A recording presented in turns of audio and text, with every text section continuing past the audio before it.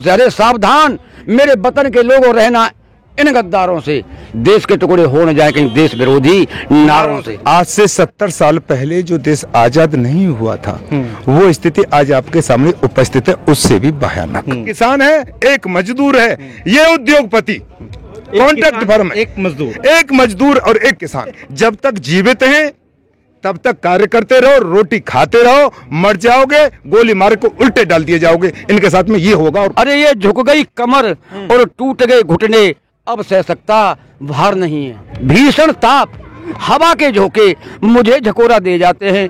अरे व्याकुल होकर रो पड़ता हूँ जब दो घूंट दूध के मिल पाते हैं। भाजपाइयों को नफरत की बदबू आती है मजहब की दीवारों से।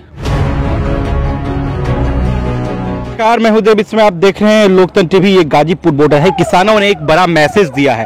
ये जो लड़ाई लगभग 100 दिन से लड़ाई चल रही थी किसान और सरकार के बीच, ये जो लड़ाई है उसका एक मजमा, एक उदाहरण किसानों ने प्रस्तुत किया है गाजीपुर बॉर्डर पर। जो दरअसल आप देख रहे हैं, दो किसान सामने खड़ा है और कॉन्ट्रैक्टर पीछे है, और कॉन्ट्रैक्टर हल को चला रहा है, बैल की जगह दो किसान है।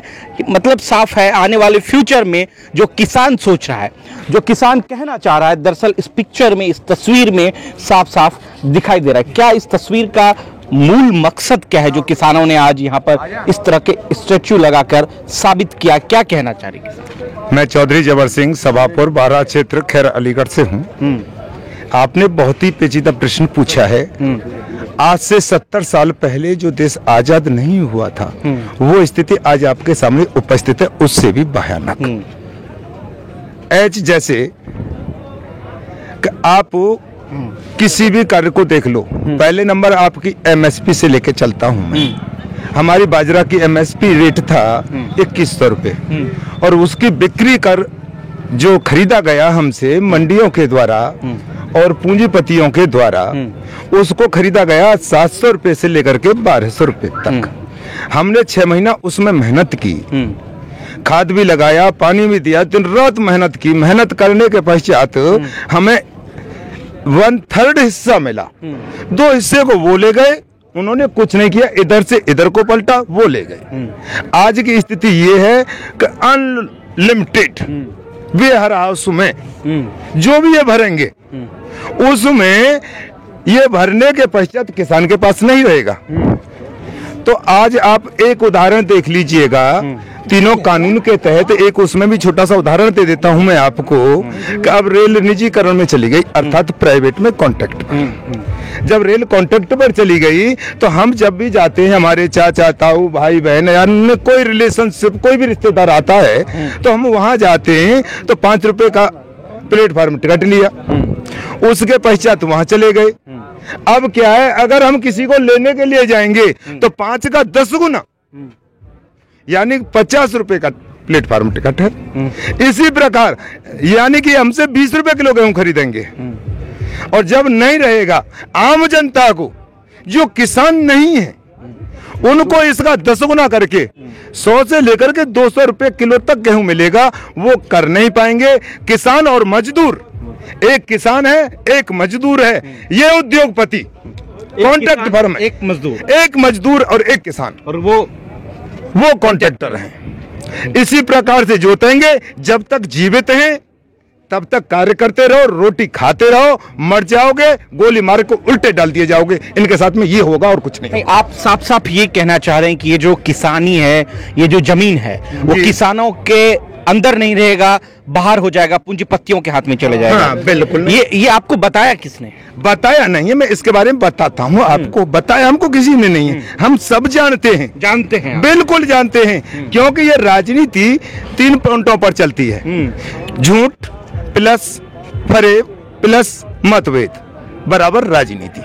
जो मनुष्य कभी सत्य नहीं बोले वो झूठा होता है। तो कौन राजनीतिज्ञ है? आप देख रहे हैं आज के डेट में कौन सत्य नहीं बोल रहा है? अब मैं बताता हूँ। सिर्फ सत्य बोलता है मजदूर और किसान और जो गरीब होता है। उद्योगपति और राजनीतिक वर्ग कभी सत्य नहीं बोलता। नरेंद्र मोदी पहले बहुत गरीब थे, बाद में प्राइम मिनिस्टर बने हैं, तमाम सुविधा मिली है। तो पहले जो गरीब थे जब वो जीरो से उठकर आए थे तब सत्य बोल रहे थे, आज भी बोल रहे हैं। आपने बहुत अच्छा कहा। एक रविंद्रनाथ टैगोर के साथ में ले लीजिएगा, वो कितने महान थे। गरीब तो अब्दुल कलाम थे जो देश के लिए कुछ कर गए, ये गरीब नहीं थे। मोदी गरीब नहीं, नहीं, मोदी गरीब नहीं, बिल्कुल नहीं। अगर गरीब होते तो किसान और मजदूर के लिए कुछ न कुछ करते, इनको कॉन्ट्रैक्ट पर नहीं देते। वो जो कह रहे हैं झोला उठा के चले जाएंगे, हाँ, देश को बिक जाएंगे, विदेश में मौज लेंगे, झोला उठा के इस देश से दूसरे देश में जाना होता है, यहाँ तो रह नहीं सकते। अगर विश्वास न हो तो किसी भाई से पूछ लो। तो ये तस्वीर गाजीपुर की है, गाजीपुर का है, जहां लगातार किसान सभाएं चल रही हैं।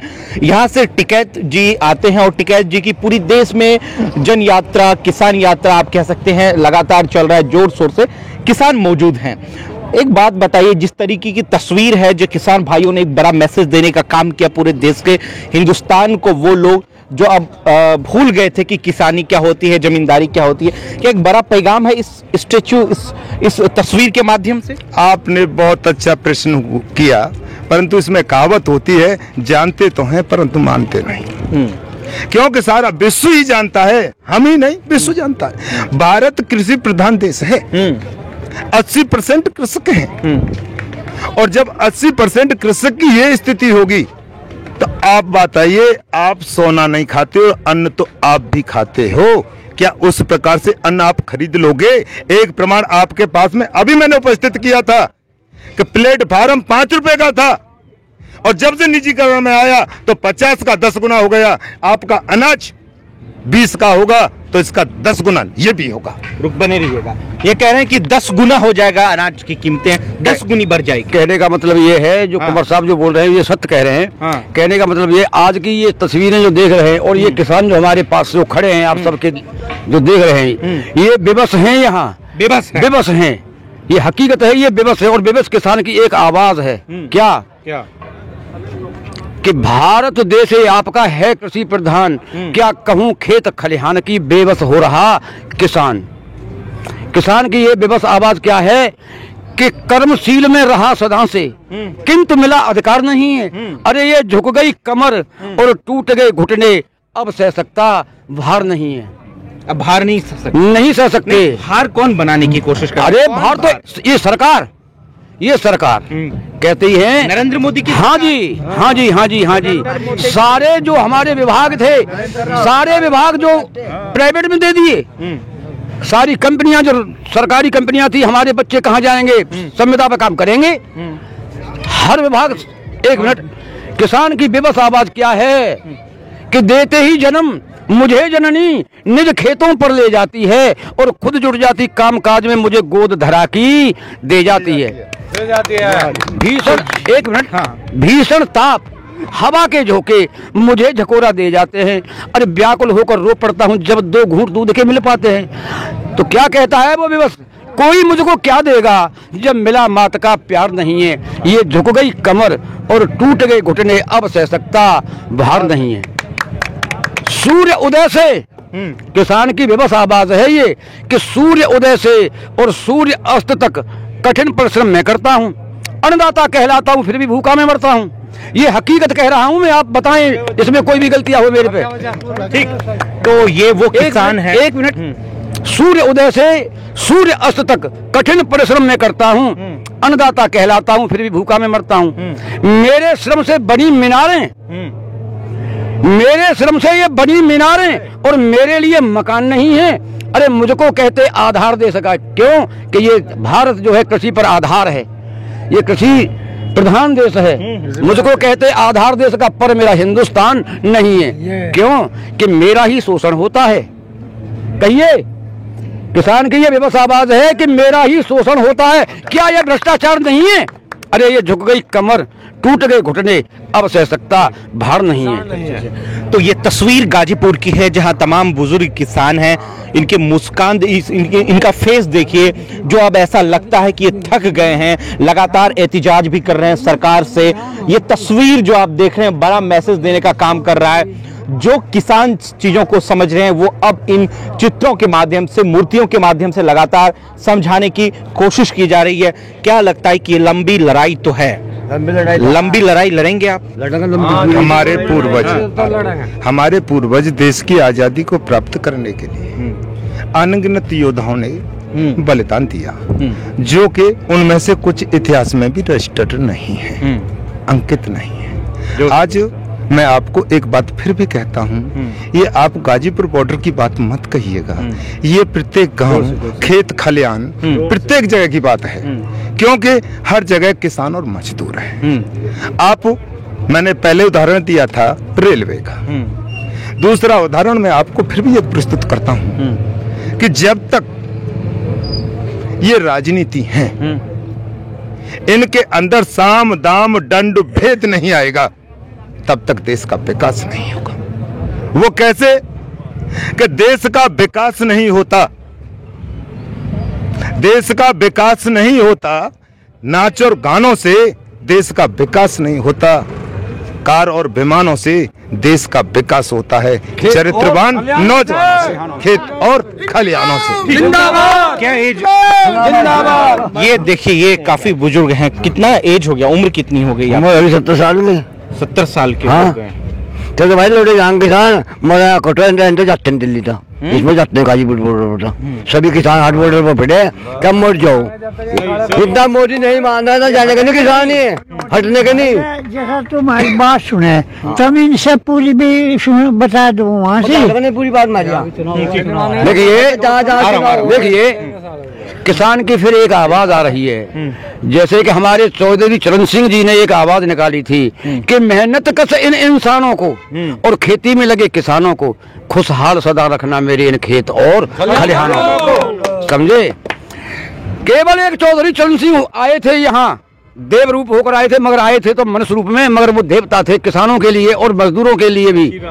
गलत तो नहीं है साहब? वही बात भाजपा के लोग कह रहे हैं कि नरेंद्र मोदी देवता है, इस देश के देवता हैं, भाजपा कार्यकर्ता कह रहे हैं। आप जैसे चौधरी चरण सिंह के लिए, एक मिनट में, आप जैसे चौधरी बाबू चौधरी चरण सिंह के लिए जो बातें रख रहे हैं, भारतीय जनता पार्टी के लोग कह रहे हैं कि नरेंद्र मोदी देवता है। भारतीय जनता पार्टी ही कह रही है। जिस तरह के आज मतलब दिल्ली में एक भी 200 वोट नहीं आए, आज चुनाव यहाँ अंकित हो गया, क्या हुआ? भाजपाइयों को क्या मिला? जो कहते हैं तो वो क्या मिला? कोई सीट आई? गुजरात में मिला। अरे गुजरात तो मोदी जी का घर मिला, दिल्ली में नहीं मिला, गुजरात में मिलेगा। कुछ नहीं, कहीं नहीं मिलेगा, केवल गुजरात मोदी जी का घर है, मोदी जी का घर है। भाजपा के लोग मोदी को भगवान मान रहे हैं, आप चौधरी चरण सिंह जी को भगवान मान रहे हैं। आप भी अंधभक्त, वो भी अंधभक्त। बहुत अच्छा कहा आपने, बहुत अच्छा कहा। रुकिए आ रहा हूं। रास्ते में दो मूर्तियां हैं, एक सोने की एक मिट्टी की, एक राम की एक रावण की। तो राम की मिट्टी सोने की नहीं है, रावण की मिट्टी सोने की है मूर्ति। तो लोग राम की मिट्टी अगर सोने की भी हो तब उठाएंगे, और जो लोग लालच से पड़े हुए हैं रावण को भगवान मान के उसे ही पूजेंगे। अधिकतर जो पूजा हो रही है वो रावण की हो। तो रावण कौन, राम कौन? सीधा अब सुन लीजिएगा। हाँ, मैं क्लियर बोलता हूँ। सबसे नंबर 1, प्यार से बोलो। सबसे नंबर 1 राजनीति 3 पॉइंटों पर टिकी हुई है, झूठ, फरेब, मतभेद। न रहो न निराश करो मन को, कुछ काम करो, फूट डालो और राज करो। ध्यान दो, 3 पॉइंट होते फिर भी कौन से मैंने इस राजनीति पर बोले थे? पक्ष जीतने वाला, विपक्ष हारने वाला, मत पक्ष जिताने वाला और हराने वाला। हमको राम रावण का परिचय बताइए ना, राम कौन है, रावण कौन? हाँ या ना में जवाब दीजिए। आपको राम रावण का परिचय इस बात पर क्लियर आ रहा है कि जो एमएसपी को क्लियर करेगा, 3 कानूनों को वापस करेगा, किसान के हित में कार्य करेगा, वो राम होगा, और जो इनके विरोध में खड़ा होगा वो रावण होगा। कौन विरोध में खड़ा? जो खड़े हैं आज तक आप सभी जानते हो। कौन खड़ा है? ताओ। किसान खड़ा है।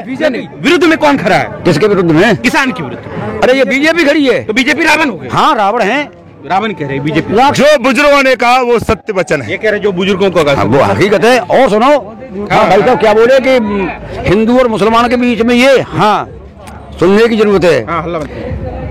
आज के इस दौरान में हमारे बीच, हम सभी के बीच एक क्या दीवार खड़ी कर दी है सरकार ने कि मंदिर मस्जिद, गिरजाघर, हाँ हेलो, और मैं कहता हूँ गुरुद्वारों से, हिंदू, मुस्लिम, सिख, ईसाई वतन के पहरेदारों से।